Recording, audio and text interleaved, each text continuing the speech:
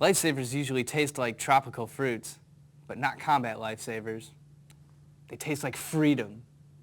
And freedom, it turns out, tastes a little like chicken. At least that's what Sergeant Schweitzer tells us. The Combat Lifesaver, or CLS, has become an important role in the current conflicts in Iraq and Afghanistan. It is the CLS who fills the gap between the time an injury occurs out in the field and the time a medic arrives on scene.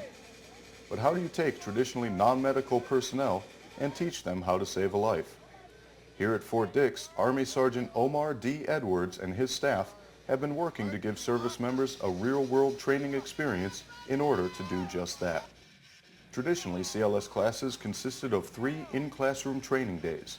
Each day featured skill stations set up to test a service member's ability to apply tourniquets and bandages, as well as more advanced tasks such as maintaining airways and initiating IV fluids. In January of this year, the CLS team pushed to integrate a 4th day of training. The 4th day features more realistic training lanes with true-to-life scenarios based on the instructor's experiences overseas.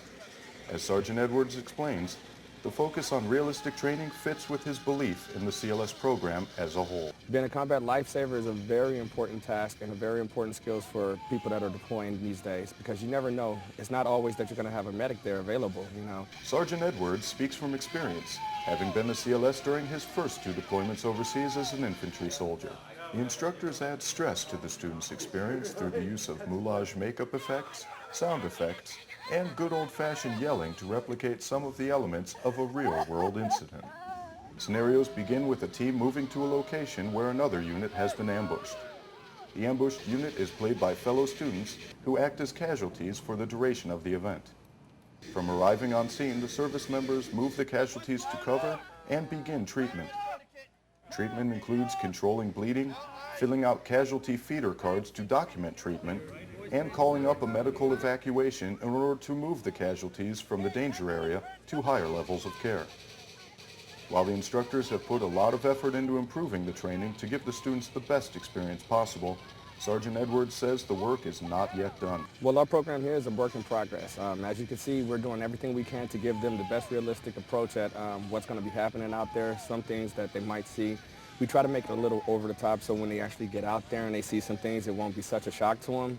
But with all things, you know, entailed, everything can be improved, and we work day to day and class to class to improve those situations. The Army, Navy, and Air Force all aim to have roughly 70% of their units qualified as CLS.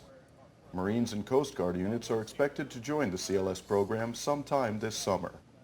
Reporting for the 139th MPAD, I'm Army Sergeant Adam Schweitzer. I've got some people to go fire now, so thanks for joining us on the Fort Dix Update. I'm Army Staff Sergeant Colin Prendergast, and for all of us here at the 139th MPAD, cool.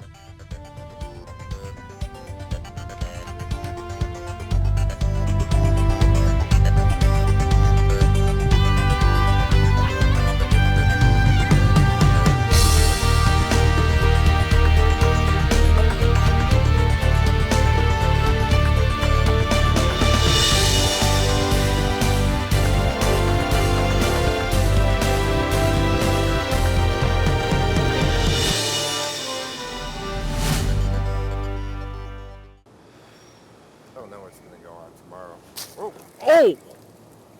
Sorry, I was smoking those. Listen up, soldier. Don't you know those things will kill you? Put those out. Put them out right now.